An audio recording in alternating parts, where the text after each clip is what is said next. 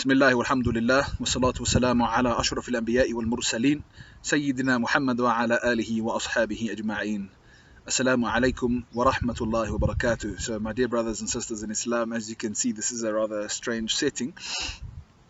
I would have liked to be sitting on the park bench, but they're not allowed to open it for me, and I've had to come to Azadville for some work, and therefore I'm sitting outside the park, which is why the gate is there and my screen is flapping in the wind. So I humbly appeal to everybody to please bear with me on this beautiful Jumu'ah morning.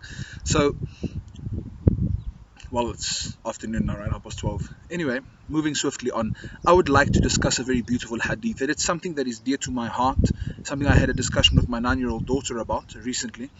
And it is something that we mention in every Jumu'ah, every nikah khutbah. Listen to this beautiful verse of Allah subhanahu wa ta'ala's Quran and allow me to explain that slightly for you, or in short for you. Allah says in the Quran, أعوذ بالله من الشيطان الرجيم بسم الله الرحمن الرحيم يا أيها الذين آمنوا اتقوا الله وقولوا قولا سديدا يصلح لكم أعمالكم ويغفر لكم ذنوبكم ومن يطع الله ورسوله فقد فاز فوزا عظيما. The car drive past. O you who believe, fear Allah, inculcate taqwa, and speak decently, speak sadid. Right, so sadid has got a number of meanings. One of them is not to swear, not to use slangs and corrupted dialects of English and whatever language you speak. In fact, the ulama derive from this that we should avoid using slang words. You know what I'm saying, bruh? So we should avoid using slang because of this word. Let us speak straight. People must associate the believers with taqwa and decent speech. We should speak straight, speak honestly, sincerely, to the point, not beating around the bush, not, flowery, people use all kinds of, allow me, unfortunately, indulge me.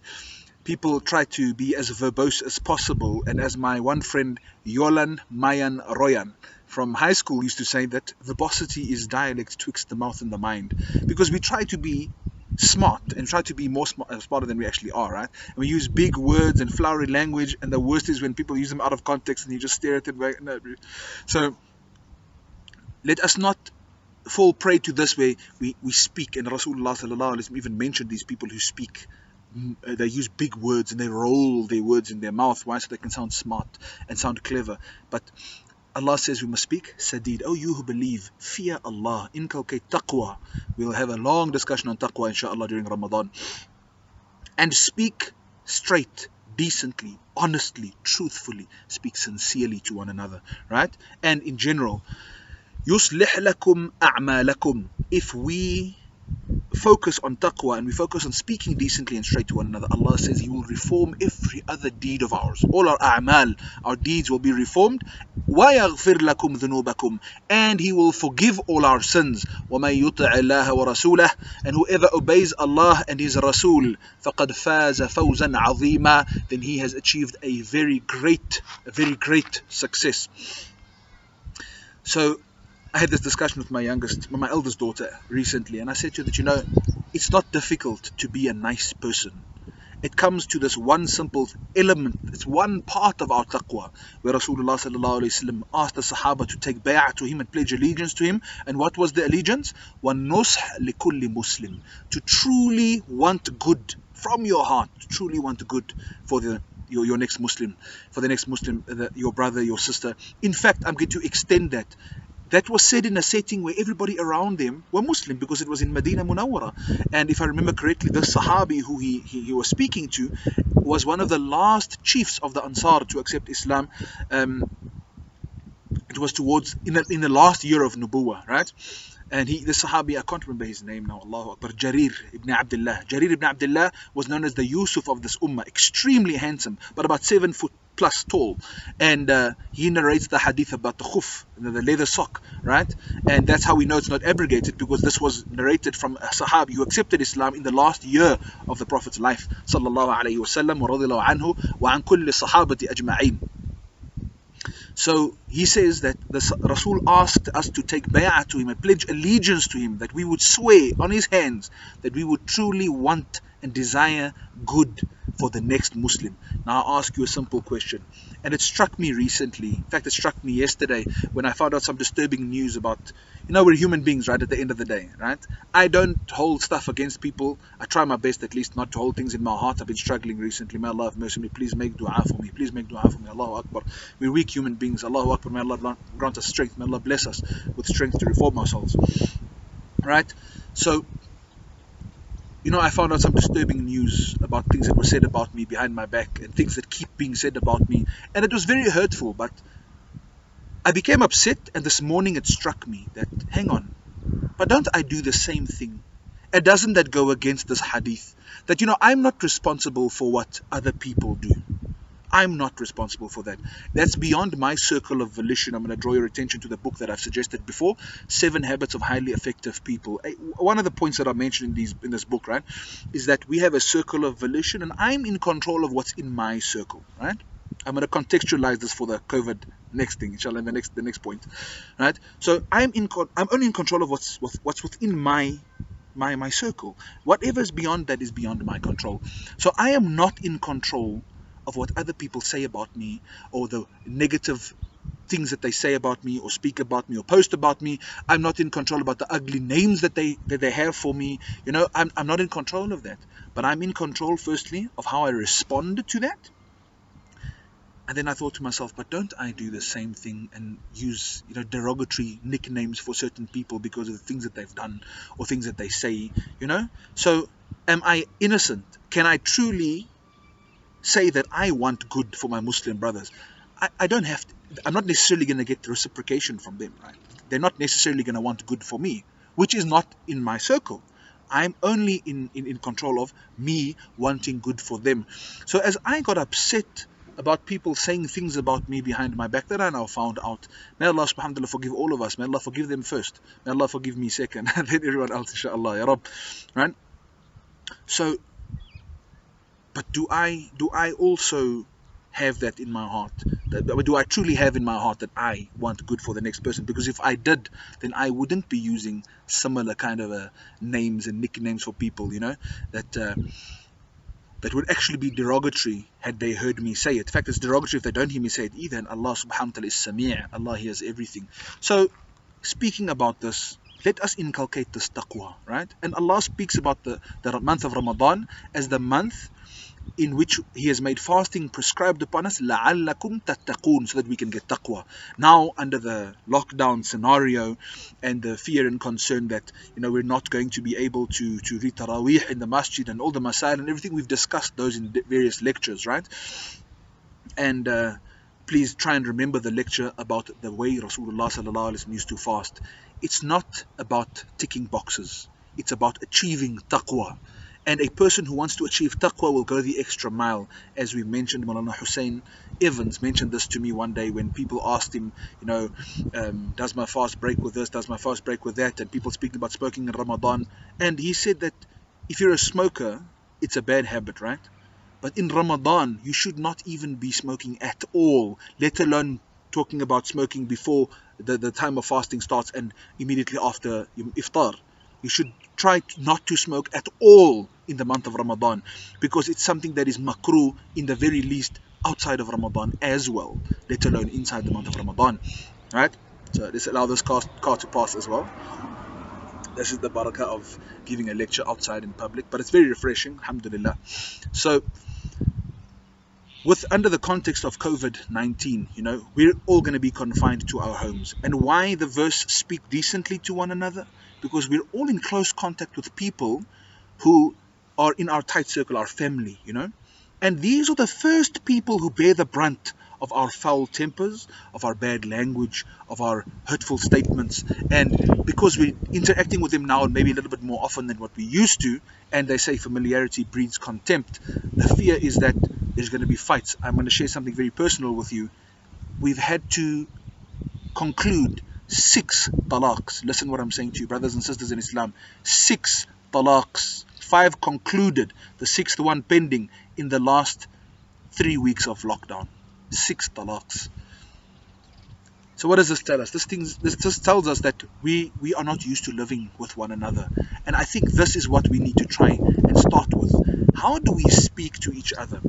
Let us try and inculcate this rule, which is a rule that I have in my life. And may Allah bless me with istiqamah. I'm not saying this to praise myself. It's a rule that I have. And unfortunately, I learned this rule late. And it's a rule that I've implemented. And I pray that Allah grants me istiqamah. And I'm advising you with true nusх, really wanting khair for my Muslim brothers and sisters around the world, whoever's listening to this. Speak to people the way you want them to speak to you, and treat people the way you want them to treat you. Don't treat people the way they treat you, and don't speak to people the way they speak to you, because unfortunately when we do that, it turns out they're not very happy with the way they're being spoken to and the way they're being treated. So it's my circle of volition. I must speak to people the way I want to be spoken to. I must treat people the way I want to be treated. How they respond and how they speak and how they treat me is none of my business, right? It's a very interesting thing. We make other people's responses and other people's behavior our business. It's not our business. Our business is what is within our circle of volition. May Allah grant us tawfiq and understanding. So continuing that into this lockdown and the month of Ramadan, please, it is a month of taqwa. Don't let your mind overpower you into thinking. This is a CrossFit rule. Your CrossFit, by the way, may Allah give us hidayah, Ya Rabbal Alameen. It's an excellent form of exercise, right? And it builds strength like you cannot believe. Allahu Akbar, right? Your mind buckles before your body does. Your mind psychologically gives up before your body does. So in Ramadan, mentally prepare yourself over the next few days that I'm going to be hungry. It's a mind over matter thing. It's a mind over matter thing. People lose their tempers and they become short-tempered in Ramadan because they're hungry. Brother, if you are engaging in ibadah, if you're engaging in dua and dhikr, if you are doing something constructive and you're taking your mind off the food, then the fact that, oh, I haven't eaten, and a hungry man is an angry man wouldn't be on your mind. That hungry man is an angry man story probably came from a man who was angry when he was hungry and he tried to justify his behavior. As a Muslim, when we are fasting, Allah said the objective is to inculcate taqwa. A person with taqwa doesn't lose his temper and start shouting and screaming at family members, least of all his wife and his children, because those are the first people who bear the brunt of our bad temper. So let us think about my circle of volition. I have to behave myself because that is within my control. I must speak decently, respectfully, considerately, compassionately, humbly to my family members in my home. Don't lose my temper and start screaming and shouting and fighting. And why is the samosa burnt? Allahu Akbar. Okay, there become the slangs word. Allahu Akbar. Why is the samosa burnt? Well, how about tomorrow you go fry the samosas and see if they don't burn, right? So let us think about these things. In this lockdown, it's Ramadan. Don't let your mind convince you that you're going to be bad-tempered.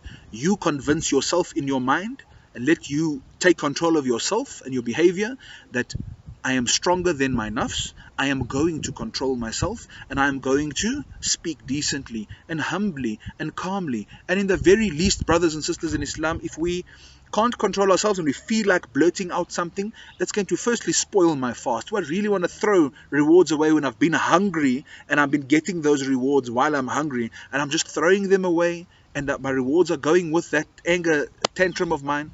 Do I really want to throw those rewards away? So if you feel like you really want to blurt something out, rather just, I can't tell you to go drink a glass of water, it's Ramadan, remember. Go and sit somewhere quietly, take your tasbih, and every time you feel that, I'm giving you the advice, spiritual advice, right? From one salik to another, one man trying to tread the path of spiritual reformation to my brothers and sisters out there. Go and take your tasbih, read Surah Ikhlas 100 times. Take your tasbih. And every time you feel angry, go and read Surah Ikhlas 100 times. I promise you, your nafs will learn. Hang on. Every time I get angry, this brother makes me read Quran. 100 Surah Ikhlas, subhanallah. And he'll very quickly start coming in line because ibadah is heavy on the nafs. Ibadah is heavy on the nafs. So we punish ourselves with ibadah. Please take this lesson to heart. Let us inculcate taqwa, speak decently to one another. I am in control of my behavior, and let us mentally convince ourselves of that, because don't let your nafs overpower you, and don't let the psychology of, oh, I can't take it, I'm so hungry, oh, a hungry man is an angry man. Don't let that take charge of you. You are smarter than you think. You are more mentally able than you think. Convince yourself, rationalize with yourself, speak to yourself. Just don't answer yourself. That's crazy. Speak to yourself in your mind and say, no, you know that this is wrong. I am throwing my ibadah away. I am throwing my rewards away. And I am hurting the hearts of the people around me. I'm spoiling the environment in my home. I'm in lockdown. I should take this opportunity to make the most of it and build my relationships with my family instead of breaking it down. I hope this Jumu'ah was beneficial for everybody. I found it very beneficial for myself, and the lesson I've learned was that nusх for every Muslim. This was the underlying theme of all of what I've said. Do I truly want good in my heart for my brothers and sisters in Islam? We must start in your house, wanting good for your brothers and sisters in Islam. Do I speak to them the way I want them to speak to me? Do I treat them the way I want them to treat me? Whether they reciprocate is a different story, but if I want to be a Muslim who truly wants good for the next Muslim, then I must behave in that way.